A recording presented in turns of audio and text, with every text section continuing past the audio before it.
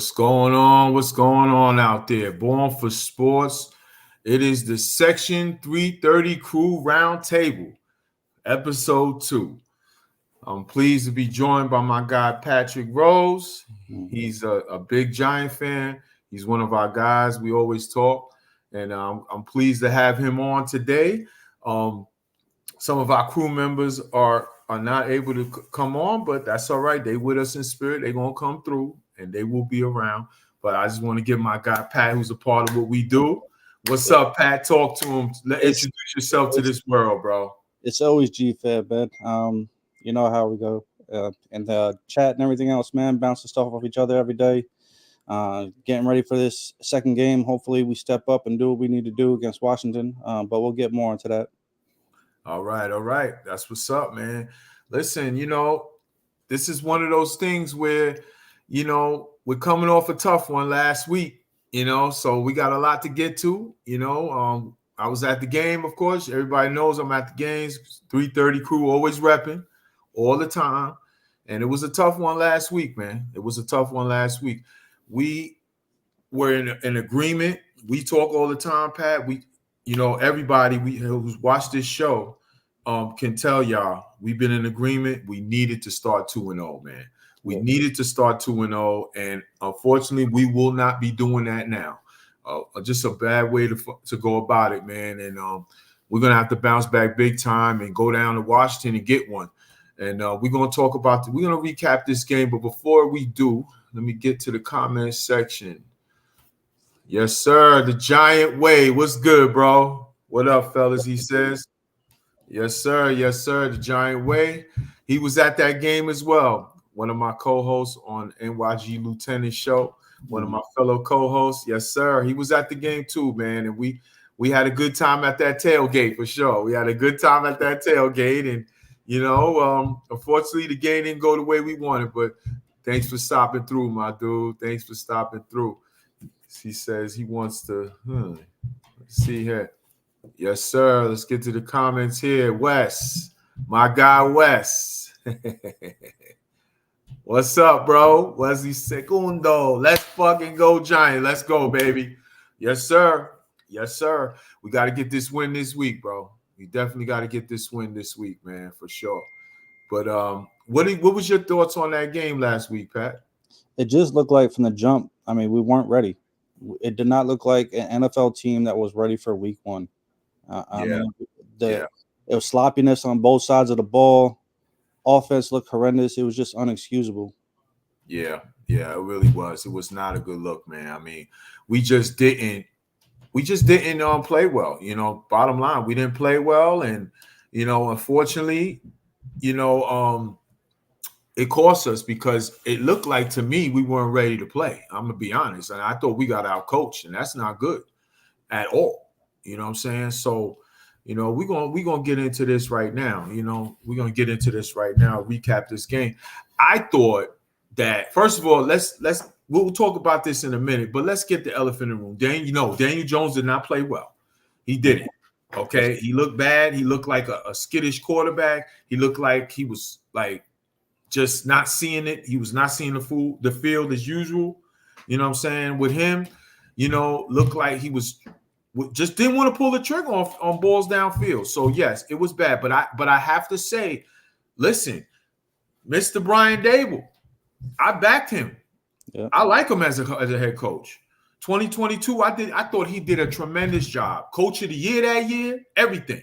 But his play calling was atrocious, I thought. He got away from what made them successful in that first year. Using Daniel Jones's legs, using the running game to open up the passing game.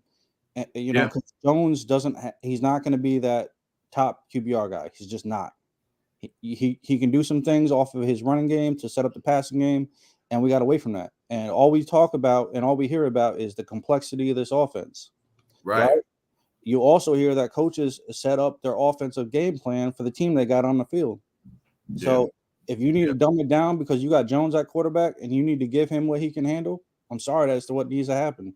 Yeah, I agree, man. I agree. If you see he's not capable. Now, there's an element here too. It's year 6 of Daniel Jones. It's year 3 under this offense. he should be farther along as a quarterback with the system and with his development than it should be. And obviously, it isn't there. So I would put that on Daniel Jones more so because we've seen the history with Josh Allen. We've seen the history with other the backup quarterbacks that we put in last year played well under Dable, and it seemed like we went down the field better. However, it is what it is. If you see the quarterback is not for that, and you're going to make him your starter, you have to tailor-made the offense to what is his strengths. And right now, that ain't it. So, hey, I agree with you, man. He's got to put up something better than that. And we always play this balancing game, and like, who are we going to place the fault at? Is it Jones or is it offensive line? Now, the offensive line did not do him any favors. We gave up 5 sacks for 12 QB hits. I mean, or QB pressures. I mean, so they're not doing him any favors either. But I mean, we see the tape. I mean, we see him look down the field and miss targets downfield. You cannot hold on to the ball. Yeah, I agree. One thing I will say about the offense, first of all, I agree totally what you're saying about downfield. That's he's not pulling the trigger, and the plays that was there, he just bouncing it in front of them, not getting it done. However, the offensive line, there was some stats. I'm glad you put those stats out. I saw 4 of those sacks were actually due to the quarterback running into sacks. So I'm not even gonna go there on that. As far as blaming the O-line, I just feel like we're at a point now where the offensive line is not as bad. First of all, it's not 85 sack bad like last year, so we got to stop using that excuse too. You know what I'm saying? That's done. It is what it. I feel like it improved in the offseason, and I actually sitting up there watching that game yesterday, I saw it, man. I saw it. They look 10 times better and more competent than we did. Not saying we a top 5, type of offensive line, but I just think the offensive line, we can't go there, unless it's just blatant. We can't go there. But you are absolutely right about them receivers, man, up down the field, bro. And I understand, as far as like you got to hit the open man, right? But Neighbors getting only 7 targets. And Wandell getting more targets, and Neighbors is supposed to step in and be your playmaker now that Barkley's gone. So why are you not creating him more opportunities downfield? And that's all we heard about during training camp, right? Oh, David wants to attack downfield more. That's all we're seeing during training camp. That's all we're seeing during the preseason. Is he wants to go downfield. What happened? Right. What happened? Right. I totally agree. You got to come up with a better game plan than that. Now, it could be a possibility that maybe there was some plays out there that he was trying to call and DJ wasn't seeing it, or a combination. Maybe I feel like it's a combination going on out there. You know what I'm saying? Because I didn't like the play calling David was doing. I'm gonna be honest, I didn't. I can't, as much as I like him, I can't ignore it. You know what I'm saying? Like he totally got out coached. Flores had a game plan. He had a game plan and he just never adjusted. And I just couldn't, for the life of me, understand that. Let's go to each other. I mean, they knew each other from New England. They've been around each other. Totally, man. Let's get to the comments. Wesley Segundo says Giants lost because someone was drinking Henny. That's just a little joke that my guy got with us. He hates Hennessy. He hates Hennessy. He hates Henny, man. Listen, bro, all you had to do is that little Henny white, man. It's smoother, bro. I keep telling you, man. Come on. Don't hate on the Henny, baby. My guy Wes. He also says Giants lost because Jones was drinking Henny. Shit. That might be true. It might be true, right? Yeah. Shoot, because he was the way he's seeing the field down there, it looked like he was drinking something. Just let's be honest. I mean, he's just missing guys. I mean, we're sitting there and there's some plays and Neighbors is open and he's running and he's like putting the arm up and Jones looks at him and then he's just like, no, I'm going to go short. Like he just would not pull the trigger. And there was plays that he just didn't see him at all. And I'm just like, bro, what's going on, man? How is Hyatt number 4 on the depth chart and not getting any play either? I mean, the guy's a burner and needs to be out on the field. If we're going to have this downfield attack, Hyatt and Neighbors need to be the guys. Like I understand Slayton, but Slayton has also, and I don't think you guys know this as well as I do, has had history of dropping balls. Yeah, he has. He has had a history of dropping balls. It's improved a little bit over the last couple of years.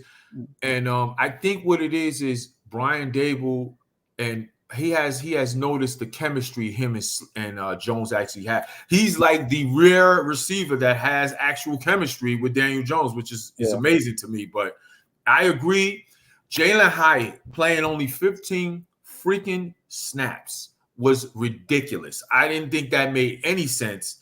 And I even saw Isaiah Simmons got no snaps. Yeah. And we'll get to that in a minute, but I just think Jalen Hyatt has to be a big part of this offense. He's got to be a big part of this team, man. I mean, you look at the skill position players on this Giant team. Okay, no one can tell me that they're not more improved than it was the last couple of years. Even the 2022 team that got to the damn playoffs. Yeah. But to touch on something else also with the running game, I mean, they're not doing us any favors either. I mean, you bring in Singletary, we know he's a capable back, but to only average 37 yards, to only have 37 yards on the game at just over 3 yards a clip, we got to do better. Yeah, I agree. We got to feature the run game more going forward. I do, especially if Daniel Jones is going to struggle, at so many parts of this game right now. I think going forward, Singletary's a solid back. I think our stable of backs is pretty good. Nice committee, young players. We got Gray, and we got a kid that I think is going to be really good for us with development with Tracy. I would like to see him featured more as well. But Singletary did not get enough carries. I agree with you on that. He needs to be a more part of this offense. We gotta find a way to sustain drives, and the best way to do that, especially right this moment with Jones struggling right now, is you gotta get some third downs and shorts, man. You gotta make it to where the chains is not so long, because Jones is so erratic right now. We can't depend on that. If you looked at it when we were successful, like I said a little bit earlier, is when Jones was scrambling outside the pocket and when we had the running game going between him and Saquon. That's what ended up winning us that game against Minnesota in the playoffs. Absolutely. And the fact, listen, Saquon's not here anymore, so it's no reason why we can't be better passing the ball. It's a passing attack first. That's what Brian Dable wants. However, that's a story for another day. It is what it is. Right now, we can't just keep dropping back with DJ right now. It's not working. It's obviously not working. He's throwing interceptions. He's not seeing the field well, pick sixes and stuff.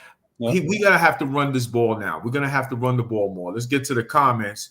The Giant way, Daniel needs to know when to stand in the pocket and let the play develop instead of panicking. O-line was fine. DJ created sacks. Absolutely agree. I mean, he was at the game too. He just, and the stats back it up, bro. You know what I'm saying? He's running into sacks. He's not being patient. He's not stepping up in the pocket when he's supposed to. It's one read and then go. That has to stop. That was 2022 offense. Yeah. It worked for a lot of that year, but now the league has adjusted to it, and Brian Dable's got to adjust to it as well as the quarterback. If the quarterback can't do it and you refuse to adjust to it, to what the strengths of what we need to do to be in games, then you can't play the quarterback. You got to play someone else. Or how about you just adjust to what you have and come up with better gameplay? So that's the part of it. That's the confusing part, right? Because it's either one or the other. You either are going to attack the field, absolutely, go long, or you're going to do what was so successful for you a year ago. Don't flip it. If it worked for you a year ago, and you're not going to go and do what you said you're going to do, which is attack downfield, you got to pick one or the other. Absolutely. I mean, it's like you can't have it both ways. You got to make a decision. The good head coaches always adjust to what their roster is and does well. Right now, unfortunately, it shouldn't be like this because of the quarterback play, but it is what it is. Until DJ can show that he's able to run an offense pass first like this, we got to stop that. We got to go to running the ball, time of possession, move the chains, come up with some third and shorts, and hopefully he starts to get confidence as a quarterback. That's the only way this is going to start working, because if they don't, they're going to be in big trouble. He needs to be a game manager at this point. Absolutely. Unfortunately, that's where we're at with this quarterback. The Giant way, I want to see what we saw in camp and games. Absolutely. I want to see it too. As all Giant Nation want to see it. All we heard was, hey, the Giants are attacking downfield. they're using the skill sets of their playmakers. They realize that the strength of the team should be throwing the ball on offense with these receivers who have speed downfield to make plays. The problem is the quarterback has not gotten there, and until we find one or he finds it, this is you're gonna have to adjust if you want to win games. As simple as that. Because this schedule ain't gonna be pretty. It's really not. It's really not. The Giant Way also says Dave's has no scheme. Yeah, he had no scheme. He had no scheme out there. You know, it almost was like he had one set game plan going into week one, and he was not ready for what Flores was going to throw at him. Like if he knew what was already Flores' game plan. No, absolutely not. Brian Flores is a good defensive coordinator. He's going to have wrinkles. Everyone know that, but he had to be ready for those wrinkles and adjust, and he just never did it. And that's another aspect. I mean, if you're Dable, you take back the offensive play calling because you say that you're going to take the reins and you're going to make it happen. And, and you can't put it on your old OC now. It is you. It's on you. Yep. Absolutely, bro. Absolutely. Good point there. You know, I was very happy about this. We were going to Brian Dable calling plays this year. I was excited about that because the last time he actually called play, I wasn't a fan of Kafka. I'm going to be honest. I was not a fan of Kafka. He didn't show me anything last year. And until I was always saying, hey, man, they need to take the play calling from him. It's just not there, you know, and we struggled last year. And I thought maybe most of that was because of the offensive line, but I just wasn't impressed by him. In 2022, the Giants' offense was more respectable. You know, they ran the ball and Dable was calling the play. So I was excited when we found that out. But I ain't like what I saw last week. He got to be better. I mean, to back up your point, when he took over and we had that year, other than Saquon, we had less on offense than we currently do as far as talent. Absolutely. So it's like, what's the problem here? You know what I'm saying? Like you got to be ready, man. I don't know. So we'll see how that go. But yeah, that wasn't it. The Real Multi, let's get this win, Giants family. Yes, sir. Real Multi, shout out. Welcome, brother. Thanks for stopping through, babe. Yeah, man, we got to get this win. This win is gonna be it's gonna be a real important game going forward, man, because we got to get a win. We cannot afford to go to 0-2. And we're gonna talk about this Giants Washington Commanders game right now. Listen, at the end of the day, we look at it from this point of view. The Giants have not played well for a majority of the past, 7 to 8 years or whatever. But one team they have had success for with lately is the Washington Commanders. The Giants are 5-2-1 in their last 8 meetings against them. So that means every time this team is sick, this team needs a win. The Washington Commanders are there. Theraflu, they're there. They're the Robitussin. They're always there for us every time. But it's a little different this time because it's their home opener and they got a nice little young quarterback who's bringing some life to that franchise, man. Let's speak about that young quarterback, though. I think one of the things that the Giants are going to be able to do in this game is he didn't have a big passing game. Most of his passes were to his running backs and down in the short game and in the flats. But he took off for 16 times for 88 yards. So we got to keep him contained in the pocket. And that's going to be a thing. You know, I don't want to let the defense off the hook for that Minnesota game either because we only had the one sack, and our defensive line is way too damn good to be only generating one sack. And I'm sorry, like I love Thibodeau. Not Thibodeau. Excuse me, Kayvon. But Kayvon, if you're gonna sit there and put yourself and talk about yourself like you're gonna be the next Strahan, you need to bring it every game. I hate when he do that too. I'm starting to get annoyed hearing him talk the way he talk. Even this week, talking about they're not really a rival, dude. You're coming off a game with no tackles, and Kayvon, I got love for you, bro. If you ever, I know you're probably not gonna see this, but if you ever do, I got love for you. I'm glad you're a Giant. But right now, we don't need to see none of that. We need to see the production. You had no tackles last week. None. And that's inexcusable, my dude. Yeah. It's inexcusable at all. To see him rebound off the criticism last year in the media and to see guys go to bat for him like Banks, Yeah. it was nice to see. But then to come out game one and to kind of have the performance that you had week one, unexcusable. No, it's inexcusable, man. He really did not play well at all. I mean, I saw him just getting manhandled a little bit. And also Brian Burns, he didn't do well either. I think he might have had one quarterback hit or hurry. That's not enough, man. You're too good, you're too talented a player to have games like that, man, especially the money we just paid you. So listen, I'm also, the reason why I didn't go too crazy on them is because, it's a new scheme. It's a new defense. I'm still want to see. I like the Bowen acquisition because I just felt like the Giants need to get better up front at point of attack, and stopping the run was one of the main issues I had with Wink.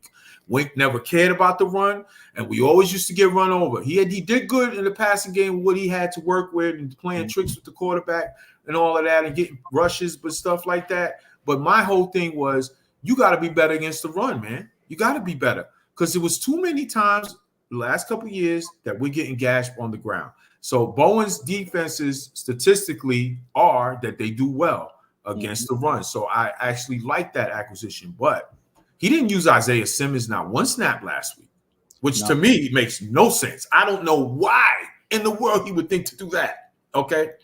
Secondly, our pass rush was non-existent. And listen, if you're not getting home with 4 and it's not working, can I get some blitzes? Can I get some generated rushes to make Darnold uncomfortable? I didn't think he ever got a chance to do that. And that was an unfortunate thing, man. No, I mean, you allowed Darnold to go 19 for 24 for 2 TDs. With a QBR never made him uncomfortable. With a QBR 113? Yeah. That's not it. Never made dude uncomfortable. Listen, Sam Darnold is what he is. I actually liked him in college. I wanted the Giants actually to draft him if they didn't take Saquon that year. So, but the facts are, since he's gotten in the league, he hasn't been a good quarterback. So the MO is out there. You pressure him, he's going to make mistakes. They never made him uncomfortable. It was almost like he was just waiting for the 4th down lineman to find it. Well, the only one that got pressure was Dex. That's it. Yeah, and the one thing that we're going to be able to take advantage of if we can get that downfield attack is the fact that Washington let Mayfield go off for 4 or 5 TDs. Right. So he was like 24-30. Yeah. That I saw that. That was, I mean, like, come on, what are we doing out here? Like, I just feel like defensively we got to be better. And honestly, I'm counting on this defense to be the reason to lead us to this W. And we're going to talk. I'm going to get to 4 points I feel that the Giants, 4 keys I think the Giants need to have a chance to win this game. My number 4 key is we got to start fast and no Jones turnovers. They're going to be hyped, man. They're going to be hyped out there. And I'm sure our Giant Nation fans are going to be out there quickly. They are going to be doing what they do. They're going to make some noise. Giant fans are always represented. But however, the only way you're going to hear them is if the team gives them something to cheer about. So they got to start fast. Jones can't turn over the ball. He had a brutal pick 6 last week, which was just terrible. I don't even want to talk much about it. It was just brutal. I don't even know what he saw, what he was thinking. But the Giants definitely have to go fast, come out the gate, run the ball, get some first downs, quiet the crowd, and capitalize on opportunities when they get into the red zone, man. Score touchdowns, man. Yeah. What do you think about that? I think it's true. And I think that with Washington, giving up all that passing yards, we need to be able to hit them early downfield. Right. We need to use that running game on those first couple of downs to get manageable yardage, but we need to stop being so damn conservative and hit them downfield. Yeah, absolutely, man. So we definitely have to do that, and the only way we do that is if I feel like at this point we got to run the ball, man. We got to run the ball. Also, another key I feel like that we need to how we can win this game is we touched on it earlier. We got to get Neighbors more targets, man. Yeah. And that secondary of Washington is not good. They're not good like that. So there's no reason why Malik Neighbors would like not have a good game to me. They just lost also their corner. I don't know. Maybe it's not that good a news for us because I actually wanted us to attack him. The young player that they got, escapes my name. He just hurt himself, his arm or whatever. He's going to be out.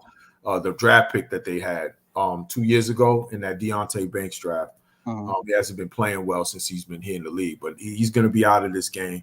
Giants need to attack that. I thought Darius Slayton was not going to play because he's basically been in concussion protocol all week, but it sounds like now he's going to play. Yesterday, I saw that he was off the injury report and they took him out of concussion protocol. So it looks like Slayton's going to go. Well, like we talked about earlier, I think, they got to be able to mix it up, right? Because Hyatt needs to be in there to be able to get downfield too. I mean, he's one of our burners. I mean, there was games last year where he made DeVito actually look like a quarterback. Absolutely, bro. Absolutely. I mean, like, I just look at it like he has chemistry. He has chemistry with this quarterback. So he's important. And he's a little underrated, I'll say. He's not a great receiver, Darius Slayton, but he's a solid receiver. And I just feel like if he can play, it helps the team. Okay, I'm not saying it'll put us over the top, but it helps the team. I want to see Jalen Hyatt play in this game. Yeah, I want to see him. Listen, Wandell, I love Wandell. I love him. And I just think this is a game right now you can use Darius Slayton maybe a little bit less snaps. He's coming off concussion protocol, so you kind of can mix it up and get Hyatt out there, man. And I'd like to see Tracy a little bit more in the game. And, I like to see him because he looks like he's a good receiver out of the backfield. Let him get into the flats. Let him get over the middle. Try to use him in the same fashion that they use Saquon in the passing game. Right. I mean, Tracy would be a nice addition to this team on the field because he can do so many things. He runs the ball well. He falls forward all the time for what I saw in preseason, and he's as a former receiver. He started his career in college as a receiver, so he's got that part in his bag. They need to use him. I would love to see him. He makes plays in space. Yeah, absolutely. Now, as long as he can help on third down blitz pickup and not a liability out there when we go to pass, I don't see any reason why you wouldn't want to have him because that's one thing about Singletary. He's very good in pass blocking. But our secondary, I mean, I told you last week it was one of my concerns. Yeah, as far as if they're going to step up, and they got to gel together, man. I mean, because last week letting Darnold look like that. I mean, we were making jokes about this man a couple years ago, seeing ghosts on the field. Yeah, but put two TDs and having a passer rating like he had last week, unacceptable. Yeah. Well, yeah, man, and I think that honestly, I think I'm putting that more on the pass rush. You know what I mean? Because if you look at the statistics. Yeah, they work hand in hand. And if you look at the stats, right, they didn't really have – Jefferson didn't kill him too bad. You know what I'm saying? They kind of – he had a little 60-something yards and a touchdown, but it really wasn't a Justin Jefferson just destroyed the secondary kind of game, which we know he's capable of because he is a dog. That dude's a dog. He's probably the best receiver in football. I thought the Giants' young secondary did play pretty good. Andrew Phillips, the rookie slot corner, forced a fumble. Yep. Tough at a point of attack. You know what I'm saying? Like, I thought the young guys kind of were out there playing. Nubin was pretty good. Like, I thought the secondary held their own considering we had no pass rush. It was ridiculous. We had no pass rush, bro. I'm putting more of that on the pass rush. They are the foundation. Go ahead, brother. Go ahead. You can finish. Would let Jones go off, the running back. Yeah. Touchdown and stuff like that. I look at this defensive line. I've already said I feel like they're the best on paper. They're the best D line in the division, and they need to play like that. You know what I'm saying? Now, maybe it's like I said before. Maybe it's the scheme, they're learning things, whatever. All I know is that we can't have a game like that more often like that. This team actually on defense is built for them to lead us. But we also heard about how this defense isn't that unsimilar to Wink's defense. It was just at a lesser scale, they weren't going to blitz as often. That's what we were told, right? So we were told there wasn't that much separation from Wink style to the new defensive coordinator style. I mean, so we really shouldn't be giving them any excuses for how they played last week. Not in my opinion, anyway. I understand that. You know, I don't mean to sound like I am, but like I'm just Mm-hmm. looking at it like I'm looking at this D line like they got to be better. I mean, And they're supposed to lead us, man. That's the way this team is built on defense. It's the pass rush supposed to lead everything. The secondary's young. They got puppies out there. It's not like it ain't talented. You know what I'm saying? They just young. And with a rookie QB for Washington under center, and for most of their production last week coming on the ground between him and the running backs, right. I mean, it's going to be highly pivotal this week for the defensive line to step up and be the playmakers. I mean, that's why you go out and you get a Burns. That's why you spend high draft picks on the line. Dexter Lawrence being the top defensive tackle in the NFL now. Darnold's going like they need to put their stamp on this game. Absolutely, bro. I totally agree. Tyquan Lewis, what's good? Yes, sir. What's good, brother? What's going on out there? I definitely ran into Tyquan at the tailgate, man. It was a good time, man. Thanks for stopping through, by the way, out there. Thanks for stopping through right now, man. I appreciate that, brother. Yeah, man. We gotta win this game, man. We gotta win this game, no doubt about it. Yeah, man, you're right, bro. We definitely have to have this defense play much better than what they are. And that brings me to speaking of that, and my second key is the front seven must win up front versus Washington vulnerable O-line. That offensive line on Washington is not that great, okay? Especially their offensive tackles. You know, their OTs. To me, Pat, I don't know about you, but to me, this is tailor-made for these guys that we just mentioned, that we giving them the heat on to play better. Well, I think this has to be the game they play better because the matchups are in our favor. First of all, Dex, Dex is going to do what he do regardless. And he's going to get the attention. He's going to do what he does. He's a beast. He's a dog. He's one of the best in the game. That not named Chris Jones, in my opinion. Dex is the best DT in the game.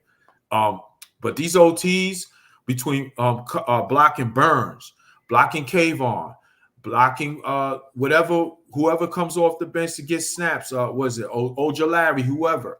This is a game that our D line and front seven need to eat. Especially when you got a guy like Dex in the middle, because you play off of him, because you know he's going to get doubled every snap, every time. That means that a guy on the left, whether it's Kayvon or a guy on the right like Burns, you're going to see one blocker. So all you got to do is beat one guy. And we know the skill level of both these guys. So there's really no excuses. Right. Absolutely, man. I mean, like, there's no reason why they should not be doing more. Kayvon is young. He's in his third year of development. I want to see him better against the run. However, having games with no tackles is inexcusable. That's not a way to get better against the run. I think the Giants have to win up front to win this game, especially when it comes to mixing it up front, man. That Washington offensive line is not that good. But one thing they do, their game plan is usually they want to run the ball. They got Jaden Daniels. They got a nice little two-headed monster with Brian Robinson, who I think is an underrated running back, and Mr. Austin Eckler. Yep. So they're going to want to run that ball. I'm sure there'll be some RPOs. I'm sure there'll be some things like that they're scheming up. But they're going to want to run that ball. That giant defensive line got to be ready, man. And I'm telling you right now, if they don't stop the run, it's going to be a long day. It's going to be a long day tomorrow.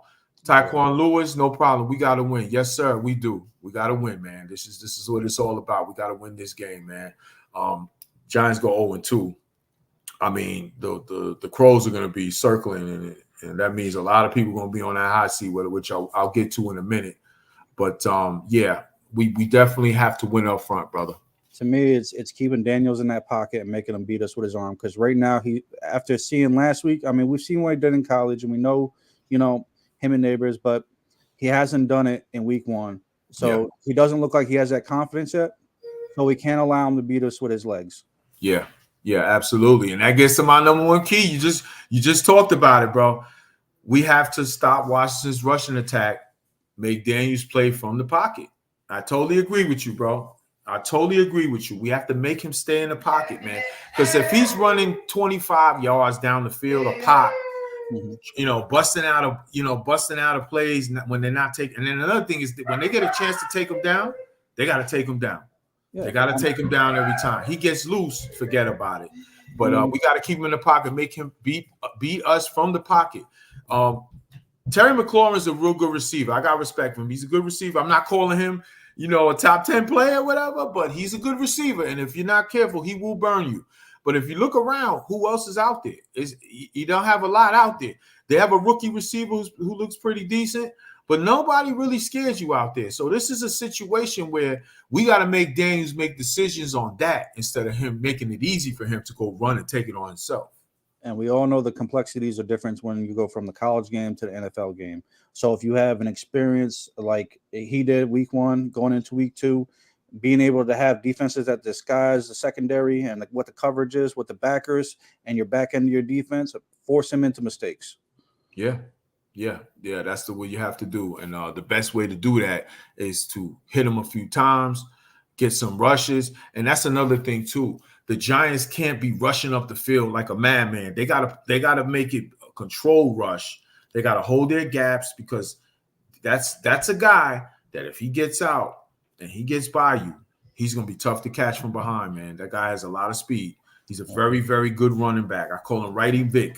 He's a very good running back and very tough to tackle in space, man. So they gotta control their rush. There's going to be plays they're going to call that's going to be design runs. So they got to hold their containment and use their assignments to their levels. They can't be just running up the field, not looking, and then boom, he's behind them. You know what I'm saying? Like, they can't do that. Yeah, and like we talked about earlier, I mean, it's going to be a concerted effort on offense. And that's attacking downfield. That's allowing Jones to utilize his best weapon, which is his legs, and trying to open up space for your running backs. Yeah, absolutely, man. And also I'm putting this spotlight on Dable too, man, because he got outcoached by Flores last week, man. So Dan Quinn, he's a good coach, but I need to see some adjustments this week. Speaking of offense, which you just brought up. So I want to see what he has in store. He's been going through it this week. They've been coming for him, rightfully so, because that game plan was not good. So I'm expecting to see a totally different thing. I want to see some adjustments. And listen, Dan Quinn is a good defensive mind, man. Okay. He's going to have something for our offense. So Brian Dable, you got to be ready to adjust, man. You can't just be coming with one game plan. And if it don't work, then the hell with it. That can't be, man. And I think that was the surprise that we talked about a little bit earlier before we got on here is the familiarity that Dable had with the Minnesota coach going back to New England. So how do you not adjust knowing this man and being around him for this long and knowing pretty much what he was going to throw at you? You guys know each other for that long. He knows what you're going to throw at him. He knows what you're going to come with. So why were you not able to switch things up? Absolutely, bro. You nailed it. I mean, you guys know each other. So you had to know that he was going to have something. He know what you're trying to do. So you had to be ready to have something for what he's going to do to you. And it just never happened. He just sat there and just said, hey, it is what it is, guys. Figure it out. That's not going to work, man. These games count. We can't afford to be dropping games against beatable teams like that, especially with the schedule that's coming after this week. It's a shame we don't have a chance to go 2-0, but that's what makes this a must win. And it's like you said, it's going to be a chess match because you have Quinn, who's a defensive coach at the helm for Washington, and you have Dable, who's known for his offense. Yep. Let's see what happens. Yep. Absolutely, man. And I'm gonna also talk about Daniel Jones, man. He's on the hot seat. He's got to have a good game as much as Dable, in my opinion. I think the two guys that are the spotlight is on this week is gonna be Daniel Jones, obviously, but Brian Dable as well, who I'm gonna get on him in a second. But he's on the hot seat because there's a possibility if Daniel Jones looks like the way he looked last week or the way he looked last year, he might not make it to week 3. He might not, man. I mean, the way things are going and the answers that I'm hearing in the press conferences when they're asking the team, oh, what do you think of? Are we going to sit Jones if he doesn't play well? Brian Dable was not definitive on his answers. He did the politically correct answers, but he didn't look definitive like I've seen in the past. So he's going to have a good game, man. He definitely left that door cracked. He left it open. He left it open. And let me just say this: I am not a Daniel Jones backer. I had I have expectations that I needed to see him reach. I wanted to see him become a 25 touchdown, 4,000-yard guy this year. Mm-hmm. I don't know if that's going to happen going forward. There's a lot of time left in the season, but if that happens, he better get it started this week because he won't have an opportunity to do any of that. Because listen, it's just not, the product is not good with him on the field right now. And listen, what you call it, Hard Knocks playing, that did him no favors. No. None. So now the whole world knows what the Giant organization's been thinking and wanting to do. So all the pressure's on him, man. Especially if Angel's watching. Nobody knows better than you guys. I wanted to see Jones do well because the way that he came out, the connections that he had with Eli and being coached by his former coach and all that stuff coming out of Duke and how much trash he was getting, I wanted to see like that feel-good story. Like I wanted to see him get past all the negativity that came out, and he just hasn't. It's, we had that little feel-good story with DeVito last year coming in and, the Italian thing, but we really need to figure it out. And whether that's Drew Luck or DeVito, if Jones don't get it done this week, like you said, it don't look too good for week 3. I mean, listen, I go look at it from this point of view. When he came out, he got drafted. He was drafted too high. Giants panicked. That was Dave Gettleman. They had 2 first-round picks that year. They ended up getting Dexter Lawrence with the other pick, so that's a win. That's a win. I'm very thankful Dexter Lawrence is a Giant. He's one of the best players in football. That worked out. However, they panicked because they heard rumblings that the Washington Commanders, Redskins at the time, wanted to get Daniel Jones and draft him. They ended up taking Haskins anyway. So, but it was a lot of that out there. So they could have got Daniel Jones later on, maybe possibly the second round. Who knows? Mm-hmm. But they panicked and overdrafted him. So right there, that started it right there. Then when he came out and had that game against Tampa Bay in that first game, it was a tremendous performance. And you got the feeling like, hey, maybe this Dave Gettleman didn't know what he was doing. You know what I'm saying? Like, wow, what a game that was. He played great. His rookie season was, I thought, pretty okay. I didn't, the turnovers were ridiculous, but the rookie season, he looked at like a different quarterback than we see now. And then all of a sudden, they got rid of Pat Shurmur, which I wish to this day, Pat Shurmur could have been an offensive coordinator, not a head coach, because he was a brutal head coach. So I understood at the time them getting rid of him. But they ended up bringing Joe Judge and Jason Garrett here. That was the worst thing the Giants, in my opinion, could have did. Jason Garrett's vanilla crap playbook, Tecmo Bowl playbook of a playbook. You know what I'm saying? As my guy Jose, shout out to El Jefe, Jose Otero, bro. What's good here? He's on a nice little trip with the family. But, that Tecmo Bowl playbook, and Joe Judge was a horrible head coach who had no business being a head coach, as we ended up seeing.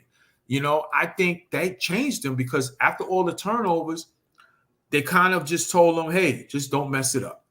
Just don't mess it up.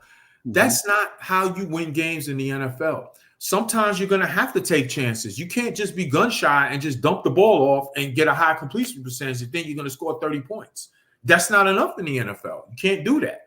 Sooner or later, you got to develop that part of your game and be confident in what you're doing. So, 2022 was a good year. Brian Dable had a great way to do it. They sped him up, made him do one read and react and run and all that. But then the league adjusted, and he just has not. Brian Dable's going to have to adjust his playbook again. It just isn't working with Daniel Jones. He's not that kind of quarterback, man. Well, there's 2 things I would say to that. Number one, and we've all seen what happens where quarterbacks come in and the offensive line ain't good. It don't matter where you were drafted. If you're getting hit that many times, we seen Carr years ago with the Texans and how many times he got hit coming in and what it does to a quarterback. You do become gun shy because you only have a limited amount of time to make a decision. Yeah, but true that. 85 sacks last year. That was ridiculous, bro. Ridiculous. But also at the same time, like we had mentioned earlier, I mean, he had success, and defensive are making adjustments to it, but we see RPOs with every offense. So why would you rely on it so heavily in that year, have success with it, and then deviate from it? with the Absolutely. quarterback that you had success in that system with. Absolutely, bro. Absolutely. I totally agree with you. And that's what made me have the door crack just a tiny bit on him, maybe becoming something, because I feel like the offensive line is addressed. I feel like, the Giants made smart moves in the offseason. Yes, Saquon Barkley left, but they used those resources and put it into the offensive line. It had to be done. 85 sacks. It don't matter if Saquon's back there running it. It don't matter if who's playing quarterback. You can't have an offensive line like that. They addressed it by getting Runyon. They got Illuminor. Okay, I love those moves. Van Roten, during camp they brought in. Obviously, it's working. The offensive line I thought played pretty good last week. Yeah. The only thing that I would say about the offensive line is you had Thomas who gave up 2 sacks, and you had Roten, I believe, is how you pronounce his last name. Those sacks weren't not to cut you off. Those sacks weren't charged to Thomas. Okay. Well, last time I saw they were crediting 2 to Thomas and then 2 to Roten or Routen, however you pronounce his name. Okay, I'll check that out. I thought that they had it as none, but I'll check that out. But yes, I absolutely agree. But like I said, some of that was he was running into him. Mm-hmm. You know what I'm saying? He's got to step up, but that goes back to the point you made as well. He's so gun shy. Maybe he don't want to step up. As soon as he feels something, and to be honest, let's be honest, his pocket presence has not been good. It's one of his deficiencies since Duke. Yeah. The feel of the pocket, he never feels the pressure coming. So now it's like, to your point that I agree with, hey, maybe he's not stepping up into it because he's afraid to get hit because he got hit so many times. It could be that too as well. But for whatever it is, this play that he's doing, it ain't it. Nah, not by a long shot. It ain't it. Tyquan Lewis, I hated Joe Judge. Yeah, man, I hated him too, man. I mean, he was just like, he comes in acting like he's Bill Belichick. I mean, come on. That was a personality hire. I mean, Mara seen that personality and like, oh, this guy's a head coach. Yeah. John Mara saw him and saw Bill Belichick all over again and started having wet dreams and shit. Said, oh, he's the guy. Come on, like, get out of here. I mean, he had a lot of us fooled. I mean, you come in, you're talking about what you're going to do for the area in the Giants way and how you're going to be hard-nosed football, and it was everything that we wanted to hear. Yeah. Well, I wasn't fooled by that guy too much. I wanted to see the results. I thought that first of all, the Jason Garrett hire was kind of funny to me. I was like, okay, offensive coordinator or whatever, as long as the offense. I didn't want him, but then I said, okay, at least he's an OC. But then when I saw the playbook, was like, oh, come on now, this is like ridiculous. Like, this is Tecmo Bowl. Joe Judge, to me, I thought everybody got too crazy, including himself, when they almost made the playoffs with a 6-10 record. Yeah. We were 6-10, bro. Like, what are we doing? Like, why did you all of a sudden came back more arrogant the following year? You know what I'm saying? We were 6-10 for a reason. That division was not good. It was a 7-9 division winner.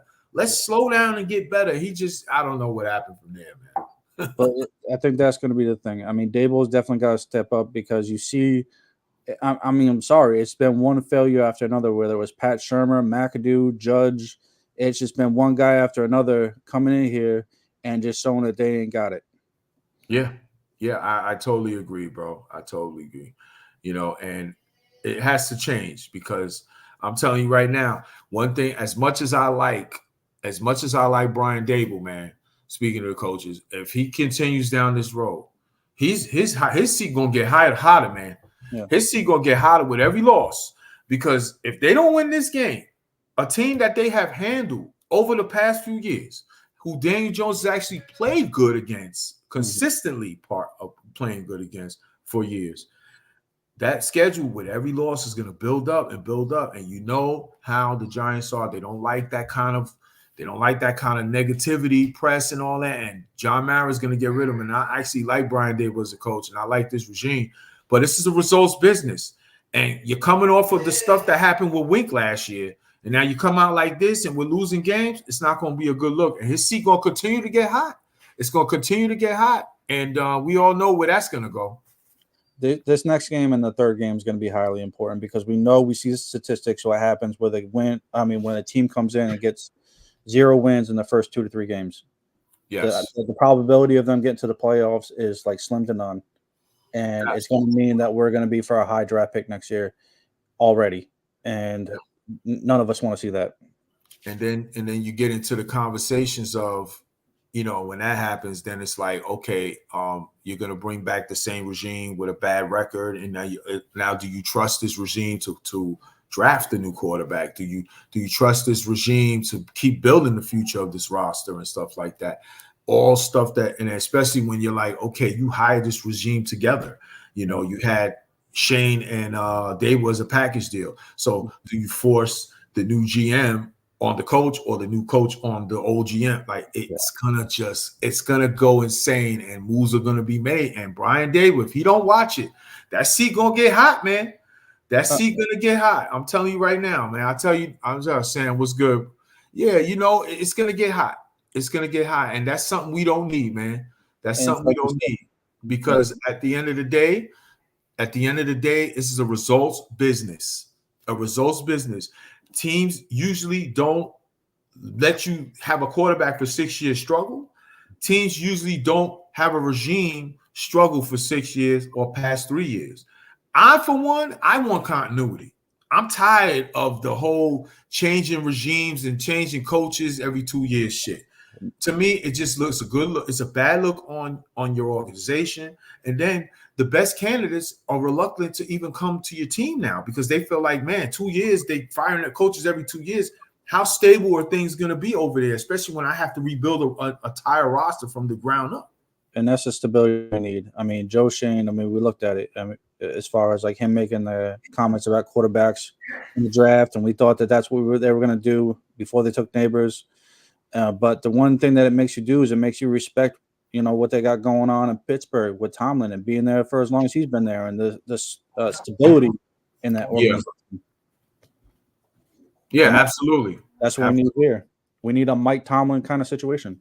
Yeah, and the Steelers have been traditionally very conservative how they run their things in order. Very similar to the Giants. They're very similar, as well, in a lot of ways. We all know they have in-laws with each other, and they kind of run those two families. The Rooney and Mara families are all like that. Are very, very, very conservative. The Rooneys like to have their regimes last long years, especially when they have success. They don't like a lot of change. The Giants have been that way too, but lately, and rightfully so. I'm not saying that those last few years they didn't have to make those changes, because they absolutely did. But if you keep making it a constant thing, the best candidates are going to be reluctant to come to your organization, because they're going to feel like they don't have enough time, And especially in a rebuild situation. I think that's one thing that Daboll needs to learn from Coughlin, because we all seen what Coughlin went through on the hot Right. seat, and we all knew like he was, a couple games, maybe a season away from getting fired almost every season. Yeah, every time. Yep, absolutely. But he was Absolutely. able to make the changes needed. He made that leadership council. He did all that, and he showed he could change. Daboll's got to do the same thing now. Yeah, man. But one thing Coughlin did have is he had Eli Manning, and we don't have an Eli Manning here. I know Daniel Jones gets compared to Eli because of his mannerisms, but if you really break down the totality of the player and their skill sets, the only thing Daniel Jones has an advantage of is his athleticism, to run. Eli wasn't a runner like that, but he was a very good quarterback, better processor, better arm talent. New red defenses in another clip of than Jones has ever been on. So, that did play a part in that. But like you said, he adjusted. He saw the roster he had. He saw everything that he needed to do, and he did it. And it took him a couple of years to get it. Because he came in thinking he could just do drill sergeant Coughlin, and he saw that wasn't working. So what did he do? He did the opposite. He showed him the other side of who he was, and it led them to two Super Bowls in the next 4 years after that, But and a Hall of Fame caliber career. let's not get it twisted though. He also had guys like Strahan and had leaders in the locker room, and Daboll has that too. Okereke is a good leader. Dex, a good leader. Rely on your leaders. Get that locker room right. That's right. That's right. There's all the good leadership there. Bobby Okereke, I think, is a very good leader. He has that quality to him. Dexter's a good leader too, as well. I didn't like Dex saying the stuff he said about us, booing Jones and stuff. Don't tell us how to fan, my dude. I love you as a Giant, but don't tell us how to fan. We fed up with what we seeing out there. We paying customers, but he is a leader in that locker room and very well respected. So he's got to gather these guys, man. He's got to gather these guys for sure. I mean, I'm not gonna hold that against Dex. I mean, he's going to bat for his guy, no matter how we're gonna feel about him. So I cut him some slack with that. Hey, listen, you can go to bat for him and all that. Just don't tell us fans that we shouldn't be doing booing when we've been watching this crap for a couple of years. Yeah, Especially a paying customer. You know what I'm saying? Just do the politically correct way. Hey, listen, the fans can say what we want. We got his back. We know he's better than that, and he'll be all right. Okay, cool. Just don't challenge the fans. You're going to lose that battle every time. I'm not saying I agree with it. I'm just saying I know where it comes from. Gotcha. So yeah, man, we gotta do this, man. And I'm telling you right now, Commanders are a must win. We cannot drop this game. Period. I don't even want to, even if they play well and lose, they can't drop this game. That's the way I'm looking at it. Because that schedule is not going to be pretty. It's not going to be pretty going forward. They need to get this done, man. Because this Commander team is beatable. I'm sorry. I felt like the Giants roster is better than the Commanders. They got a nice young quarterback, which he still has a lot to prove in this league. But if you look at the strengths and weaknesses between these two teams in the matchup, they favor the Giants more for the Giants to prosper. Yeah, I mean, you come into the game with what should be one of the best, if not the best, defensive line in football, and you're facing an offense where their strength is their running game. And as long as you can shut down a running game and force him to beat you with your arm, which he has not yet shown he can do, that's it. Yeah. Go ahead. You can finish. Yep. Yeah, I mean, we got to make him play in the pocket and see where it takes us. So it's a big game, man, because if we start 0-2 with this schedule, with the negativity going around the team right now with Daniel Jones and Brian Dable and Joe Shane, it's going to be a long year, man. It's going to be another long year. The Giants came into this season knowing they had to start fast. They never start fast. It's always the slow starts. In this tenure that they've been going through, slow starts, and then they have to pick it up going. The only 2 seasons they didn't start slow, they actually made the playoffs. What a concept! 2016 they started 2-0, and in 2022 they started 6-1. If Jones has a repeat week 1 during week 2 against Washington, there's no way he's out week 3. I don't think so, bro. I agree, man. I don't see it. I don't know. Maybe they might give him one more. But Dallas is on a short week the following week, so it's like at home, Dallas, they're just gonna be, and if we're 0-3 going into that game, I mean, what? They're gonna be killing Daniel Jones and the Giants the whole time. So honestly, I don't see it. I don't see it. A lot of people said, hey, maybe after the Dallas game. And in a sense, it does make sense to wait until after the Dallas game because the new quarterback, if you go a different direction, will have 9 to 10 days to prepare for the next opponent, get up to speed of what they do, build a little chemistry with the receivers and all that. But I don't think they have enough time for that because the season is going to be spiraling out of control. It might not matter who's quarterbacking. Well, like we talked about earlier, we've seen what the statistics are with 0-2 and 0-3 and what the chances are. I think after week 2, if for whatever reason we don't come out on top, and if Jones is one of the lead causes, you need to give the team and the fans something to feel optimistic about. Now, at that point, it's a question of who do you feel more confident in? Is it DeVito? Is it Locke? Because that's the 2 guys you're going to have to figure out who's going to be on the center for week 3. Absolutely. And I'm pretty sure the fans are going to want to see DeVito more. I honestly think at this point it's a tough call if you do go because I'm not a fan of Drew Lock. I don't think he's good at all. I really don't. I know one thing I do know is that he's not afraid to throw that ball. I do know that he will take chances, and that's his good and his evil about him. I don't think he's that good. DeVito, I'm not sure about either, but he does know the offense. He did have a nice story last year, and he played pretty good. They played well.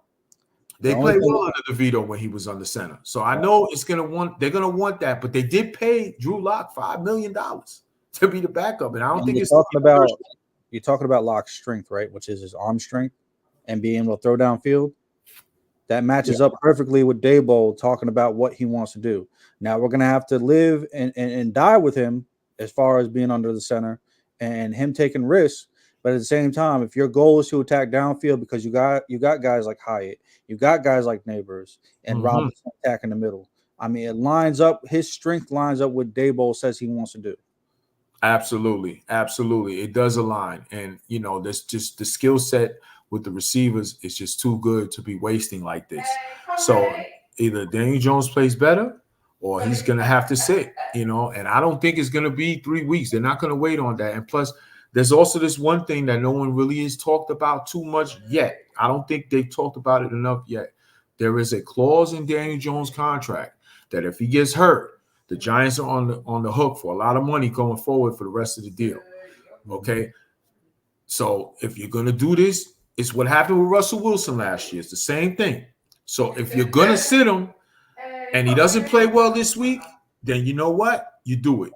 So if that's what you feel is the more important thing going forward, which means also you have just said that you're not going back to Daniel Jones. He's done here, no matter what happens. So they have to make decisions. So it's up to Daniel Jones. He's going to have to go out there and play well and make it a tough decision and make it to where we have some life. Because I'm going to be honest, even if he plays well this week, which I'm expecting him to play better, I'm not going to be like, okay, we're good now. I'm not doing that because I still want to see going forward. Even if you remember, I mean, even since we were talking about Eli a little earlier, now granted, we don't have an Eli sitting on the bench. Let's get that right out the way. Yeah. But in that season, we started out good with Warner. Yeah. And they were quick to pull him out and put Eli in week 4? I think it was we started 5-2, I believe, that year. Okay. And I think we lost 5-2, 5-3. We lost like 2 games in a row. I think it was to the Lions and another team. I can't remember off it, but one of the games was against the Lions. And the Giants were in the race. They were in the playoff race. Not like they, were having a bad year, but they lost a couple of games in a row. And then they just said, you know what? It's time. Let's go to Eli. And they ended up, losing like the rest of their games until like the week 17 when they beat Dallas that day. But that was a unique situation. That was a unique situation for that because you got the number 1 pick, Kurt Warner. He already knew what time it was. He knew that he was only there for a year because they just drafted Eli. He was coming off having injuries and almost losing his career. So it kind of worked out on both sides. But yeah, I agree. Yeah. I agree with you on that, bro. I'm just saying this is an organization that in the past has not been scared to use the hook and get somebody out of there. No, absolutely. Absolutely. They've never been afraid to do that and make those kind of moves. Well, we saw what happened with that fiasco with Ben McAdoo with Eli bench. So what does that tell you? This, all the criticism that John Mara has, he has meddled in the past with little things here and there. But for the most part, he doesn't get in the way with personnel decisions. So, and we all know how much he loved Eli. So we know that was him letting them get away with that. But what is your prediction of this game, bro?